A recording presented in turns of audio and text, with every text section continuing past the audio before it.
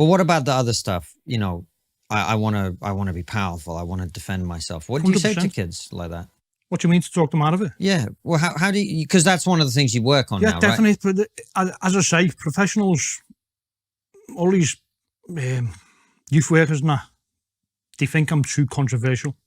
But one of my arguments to every professional and every youth worker, your approach isn't working.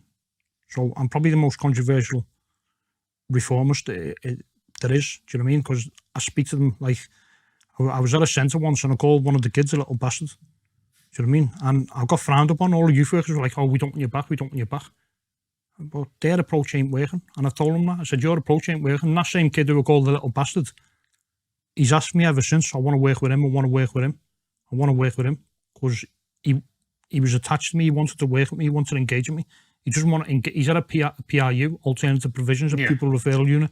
So he's been expelled from school. No one can manage this kid. No one can control him.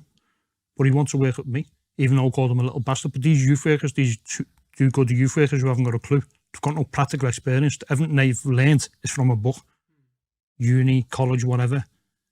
And they can't control these kids. They don't speak the same language. It's just like an Arab and a Jew. One speaks Arabic, one speaks Hebrew. You're not going to get constructive dialogue from them. Do you know what I mean? And so you need a middle person who can translate. Do you understand what I'm saying? Yeah, these youth workers. So what are you saying? Language. What's the approach that these kids need, in your opinion? It depends on the kid. A black kid in London will be different to reforming a white kid in Liverpool. Right. They've got different ideology. And I know the goals and the targets are the same, financial and power and guns status, and what was status.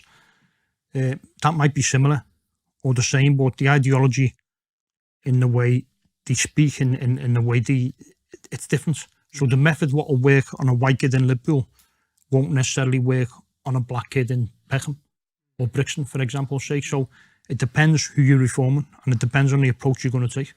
But every kid I've engaged with, every young person I've engaged with has always been 100% receptive. And my approach, my strategy, I've tested that over the past 12 months approximately. It's been tested on over 100 kids. When I go to youth centres, there'll be like 30 kids plus. And every single time, my approach and the way I come across has been 100% receptive.